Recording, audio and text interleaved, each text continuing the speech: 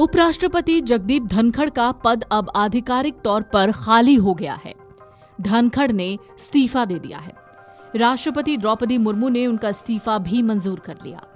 हालांकि संविधान में उपराष्ट्रपति की जगह पर किसी को कार्यभार सौंपे जाने की कोई व्यवस्था नहीं है, इसलिए इस तरह की औपचारिकता की इस मामले में कोई जरूरत नहीं। जहां तक राज्यसभा के सभापति के पद की जिम्मेदारी है तो उसे निभाने के लिए उच्च सदन में उपसभापति पहले से ही मौजूद हैं, जो जिम्मेदारी मौजूदा समय में हरिवंश जी के पास है। इस समय सबसे ज्यादा चर्चा इसी बात को लेकर हो रही है कि जगदीप धनखड़ के बाद यानी उनके इस्तीफे के बाद अब देश का अगला उपराष्ट्रपति कौन होगा। इस समय केंद्र में बीजेपी की अगुवाई वाली एनडीए सरकार है, इसलिए उसके अंदर जारी अटकलबाजियां काफी मायने रखती हैं।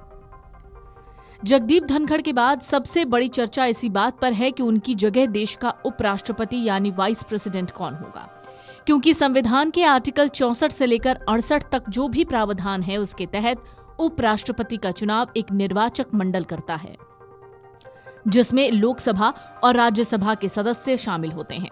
ऐसे में ये तय है कि धनखड़ की जगह उसी को राष्ट्रपति बनने का मौका मिलेगा जिसे बीजेपी की अगुवाई वाले एनडीए का समर्थन हासिल होगा, क्योंकि राज्यसभा में भी सत्ता पक्ष के पास ही बहुमत का आंकड़ा है। ऐसे में धनखड़ के अप्रत्याशित इस्तीफे से हर कोई हैरान है और बीजेपी के अंदर भी इस बात को लेकर चर्चा हो रही है। बिहार के मुख्यमंत्री नीतीश कुमार का भी नाम उपराष्ट्रपति पद के लिए आ रहा है। सबसे ज्यादा और जोर राज्यसभा के उपसभापति हरिवंश के नाम पर भी है। कहा जा रहा है नीतीश की जेडीयू अब की बार जो एनडीए में आई है तो उसमें हरिवंश ही बड़े किरदार रहे हैं। इसके साथ ही ये भी दावा किया जा रहा है कि जो भी होगा वो बिहार का हो सकता है। इसके अलावा बीजेपी नेता ने जिस अगले संभावित नाम की ओर इशारा किया वो जम्मू और कश्मीर के लेफ्टिनेंट गवर्नर मनोज सिन्हा भी हैं। कहा जा रहा है मनोज सिन्हा भी उपराष्ट्रपति पद के लिए डिजर्विंग कैंडिडेट हैं। सोशल मीडिया और राजनीतिक गलियारों में कई नामों को लेकर अटकलें हैं जो भारत के अगले उपराष्ट्रपति बन सकते हैं। इस रेस में बिहार के मुख्यमंत्री नीतीश कुमार का नाम है। साथ ही कांग्रेस नेता और सांसद शशि थरूर की भी नामों पर खूब चर्चा हो रही है। इस रेस में जेडीयू सांसद हरिवंश नारायण सिंह को भी पहली पसंद बताया जा रहा है।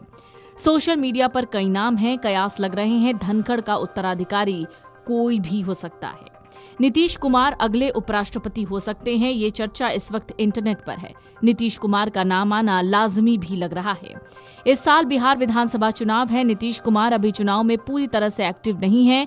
वहीं बिहार में भारतीय जनता पार्टी मुख्यमंत्री के रूप में अपना चेहरा रखना चाहती है। मौजूदा मुख्यमंत्री को राज्य में चुनाव से पहले उपराष्ट्रपति बनाया जा सकता है। नीतीश के राज्य की राजनीति में रहते बीजेपी को मुख्यमंत्री फेस मिलना मुश्किल है। ये कारण नीतीश को उपराष्ट्रपति बनने की दावेदारी को और मजबूत करता है।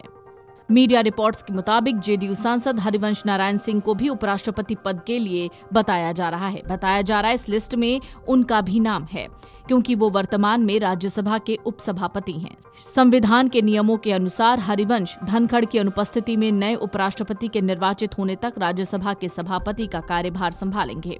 सोशल मीडिया पर लोगों का कहना है कि हरिवंश सिंह के नीतीश कुमार और प्रधानमंत्री नरेंद्र मोदी के साथ संबंध बहुत अच्छे हैं, इसलिए कई लोगों का मानना है कि एनडीए उन्हें उपराष्ट्रपति पद का उम्मीदवार बना सकता है।